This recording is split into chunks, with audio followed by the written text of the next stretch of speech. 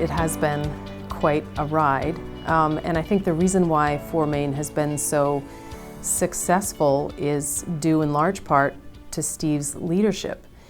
And as a leader, Steve is patient, he's very kind, he's a consensus builder, but he's also incredibly driven. Very pleased that we were able to pull together representatives from every segment of the industry. You start at the stump and work your way up through the loggers and the truckers and the sawmills and the paper mills, everybody.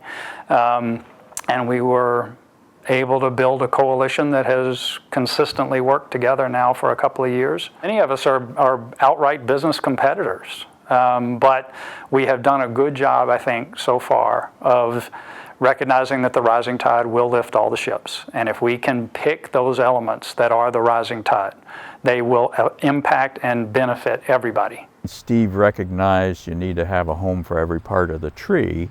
And when he saw those markets being threatened, he was innovative in starting to look in many other places for alternative markets. He realized he needed to travel to other parts of the world to see what innovation is taking place and what ideas he could bring back home to Maine. I was with Steve in Georgia looking at one of the many technologies that we've looked at that For Maine has considered to use forest biomass, extra forest biomass that we have.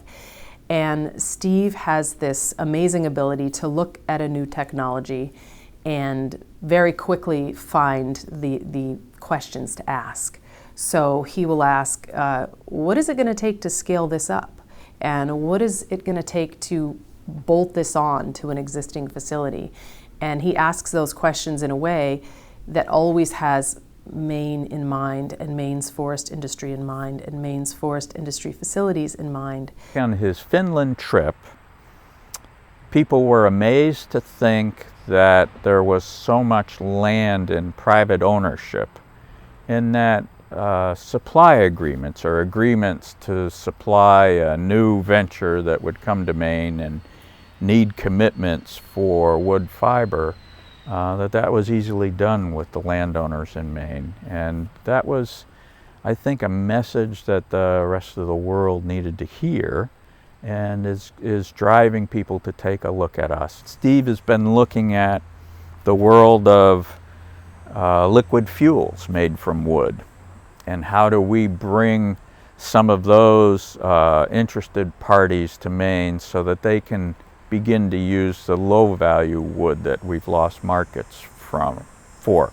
He lets people voice their opinions and he hears all of the voices, but he always brings us back to that place where the focus is on not just the future of the forest industry, which of course is very important, but it's the link between the forest industry and the people that rely on that industry. I hope we've gotten beyond the always being in our silos problem and always focused on just our very specific interests, and recognizing that if we build a really good system, it'll work for everybody.